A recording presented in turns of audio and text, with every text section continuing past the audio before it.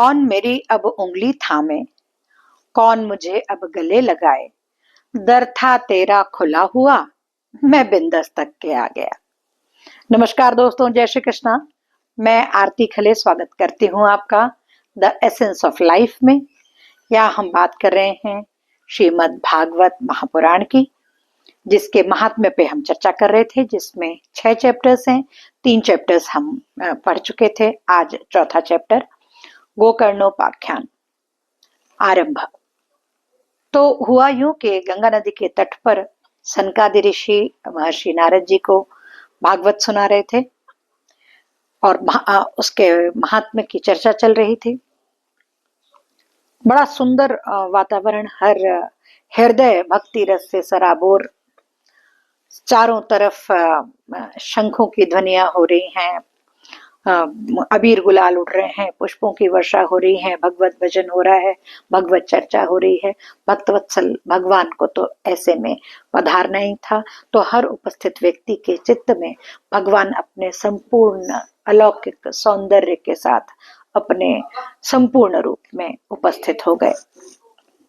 नारद जी ने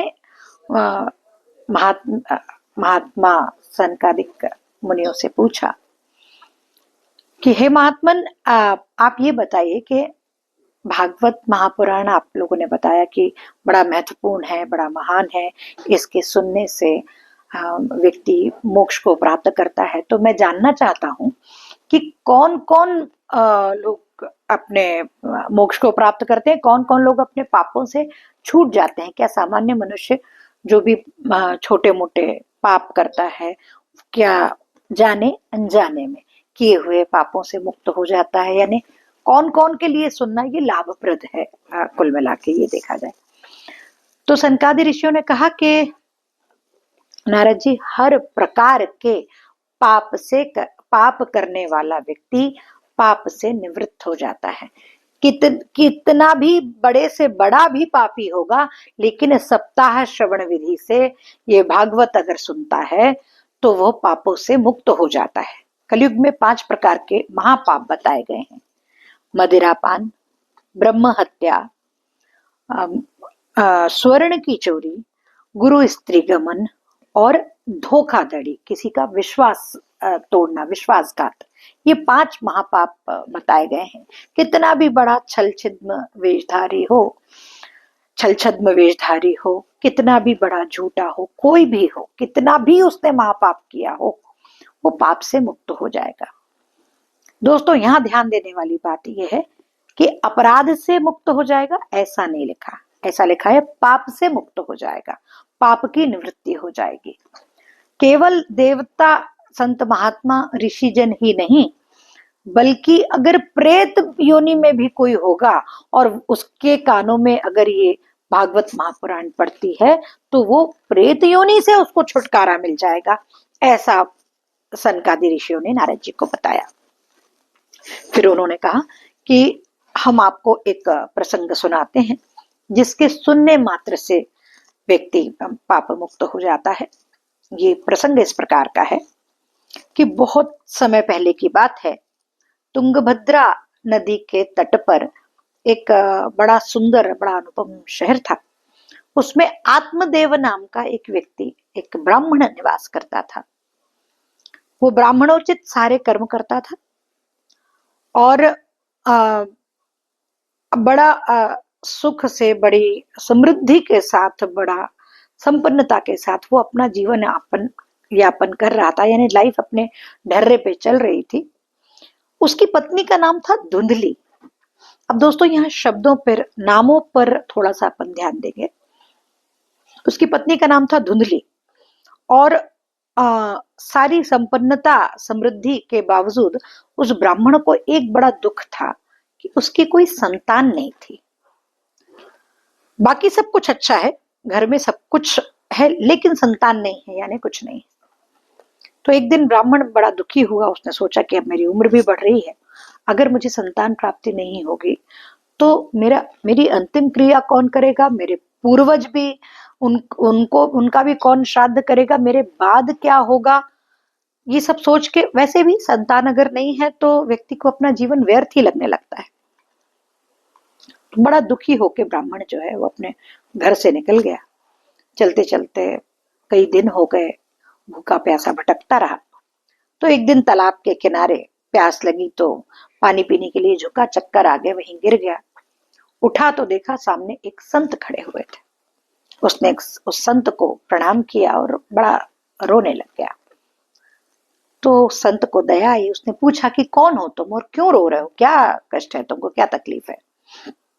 तो उसने बताया कि प्रभु मेरे पास में सब कुछ है, लेकिन अगर संतान नहीं है तो कुछ भी नहीं है। मैं इतना अभागा हूं कि मैं अगर गाय पालता हूं तो वो भी बांझ रह जाती है, मैं वृक्ष लगाता हूं तो वो भी फल नहीं देता। मैं इस कदर अभागा व्यक्ति हूं, पर मुझे संतान चाहिए, मेरे को आप संतान का आशीर्वाद दो। तो उस संत ने ध्यान लगाया और ध्यान लगा के उसे पता चला कि इसे पिछले कई जन्मों में भी ये निसंतान था और आने वाले कई जन्मों तक भी ये निसंतान ही रहेगा। तो उन्होंने मना कर दिया कि नहीं, तुमको संतान का सुख नहीं है। तो बड़ा जिद करने लगा, नहीं मुझे तो संतान चाहिए ही चाहिए, और मैं ये जानता हूं आपका तपोबल इतना ज्यादा है, आपके आशीर्वाद से मुझे संतान हो जाएगी, और अगर आपने मुझे ये आशीर्वाद नहीं दिया, संतान का आशीर्वाद नहीं दिया, तो मैं यहीं अपने प्राण त्याग दूंगा, घर वापस नहीं जाऊंगा, आशीर्वाद आपको देना पड़ेगा। तो संत भी बड़े असमंजस में पड़ गए, पर फिर उन्होंने उसका एक उपाय निकाला कि संतान से सुख नहीं होगा, चल जाएगा, संतान का सुख तो मैं इसको आशीर्वाद दे ही सकता हूं। ऐसा सोच के उन्होंने उसको बोला, आत्मदेव को, कि ये फल ले जाके अपनी स्त्री को खिला देना, लेकिन तुम्हें संतान से सुख नहीं मिलेगा, संतान का सुख तुम्हें प्राप्त हो जाएगा। ब्राह्मण जैसे ही आशीर्वाद मिला, ब्राह्मण सब कुछ भूल के बड़ा खुश हो गया। उसके उनको प्रणाम किया और बड़े खुशी खुशी अपने घर लौट आया और अपनी पत्नी को वो फल दिया, पूरा किस्सा सुनाया। तो उसकी पत्नी को बड़ा अचरज में पड़ गई, उसको बड़ा दिमाग खराब हुआ कि यार ये अब ये क्या है, नया इन्होंने नाटक, नया चक्कर शुरू कर दिया। अब फिर मैं ये फल खाऊंगी, फिर मुझे बच्चा होगा, फिर वो नए सिरे से मुझे जीवन शुरू करना पड़ेगा, इतना कष्ट होगा, फिर वो बच्चे को पालो, बड़ा करो, तो कितने काम बढ़ जाएंगे मेरे। तो मतलब बड़ी परेशान सी होगी कि नहीं, बच्चा अच्छा तो मुझे नहीं चाहिए, मैं जैसी हूँ अच्छी हूँ। पर वो ब्राह्मण को कुछ कह नहीं सकती थी, आत्मदेव को कुछ नहीं कह सकती थी। उसकी बहन आई और उसकी बहन को उसने ये पूरी अपनी वेदना बताई कि ये मेरे पति जो है वो ऐसा ऐसा फल ले आए हैं और अब मैं तो इस सब चक्कर में पड़ने नहीं वाली हूँ। तो उसकी बहन ने उसको एक उपाय बताया। उसने कहा कि तुम मेरे पति को कुछ पैसे वैसे दे देना, और मैं गर्भवती हूँ, मेरी जब संतान होगी तो वो संतान मैं तुमको दे दूंगी। ऐसी डील वो दोनों सिस्टर्स के बीच में हो गई, और वो जो फल था वो उसने अपनी गाय को खिला दिया। अब समय बीता, समय के साथ इस जो धुंधली की सिस्टर थी उसने एक पुत्र को जन्म दिया, और वो रात को चुपचाप आके और धुंधली को वो अपना बच्चा दे गई।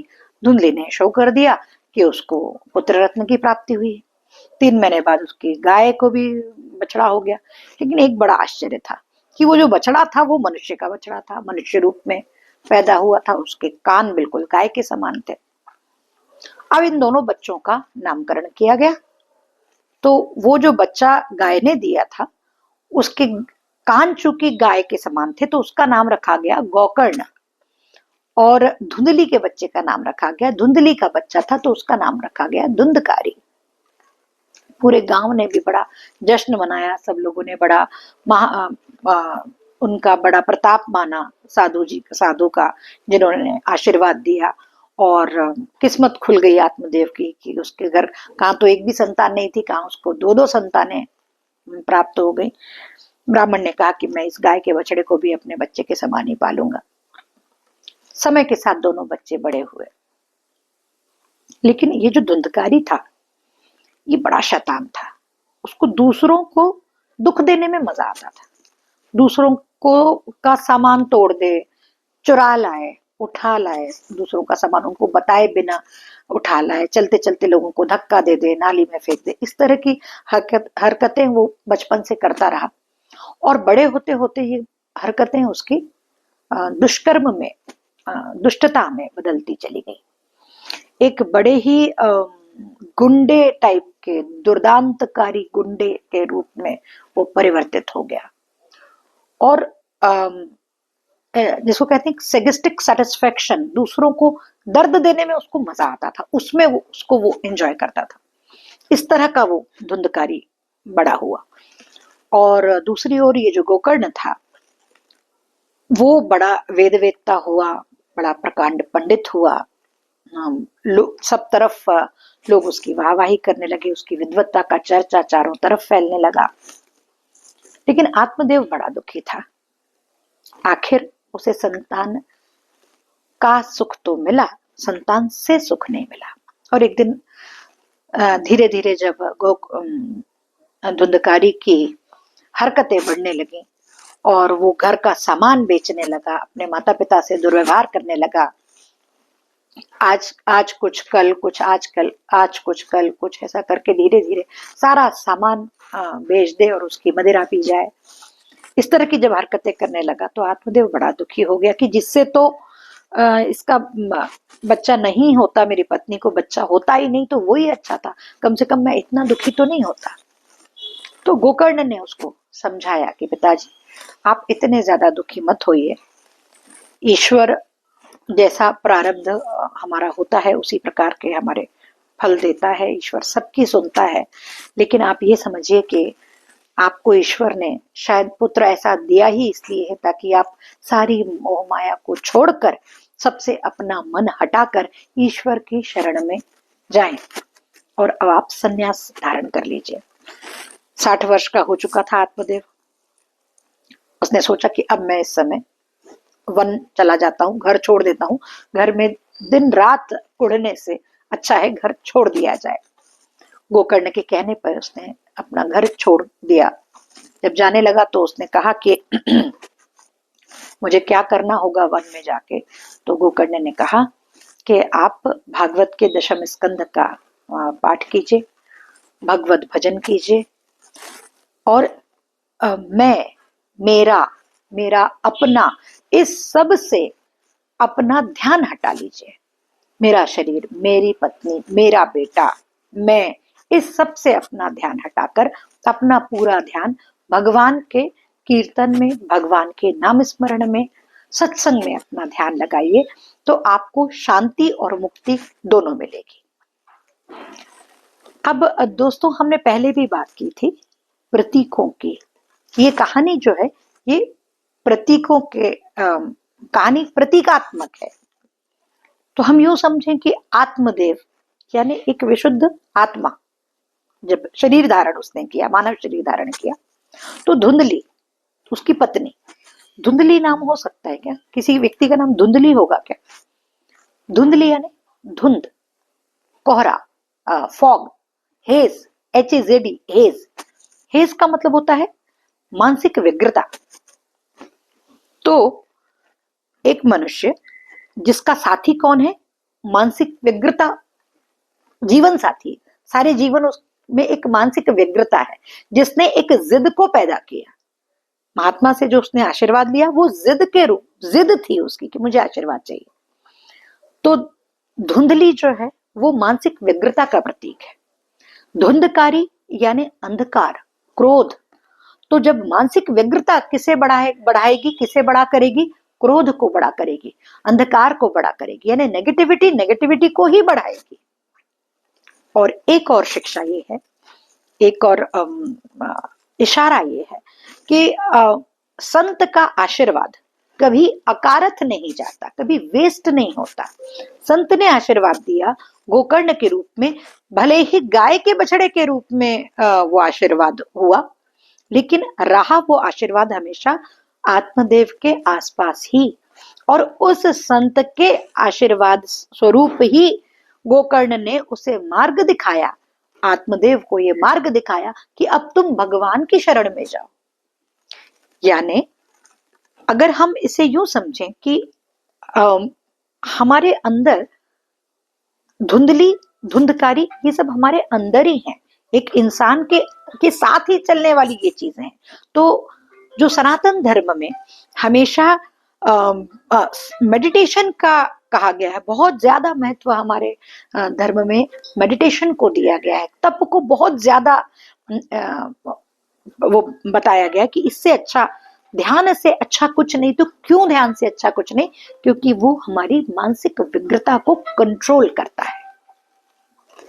तो ये था आज का अध्याय, चौथा अध्याय। और अब आने वाली इस यात्रा में मेरे साथ चलने के लिए वही LSS नाम का टिकट। लाइक करें, शेयर करें, सब्सक्राइब करें। आज के लिए इतना ही। आने वाले एपिसोड्स में हम महात्मा के आगे की चर्चा करते हैं। जब तक के लिए जय श्री कृष्णा।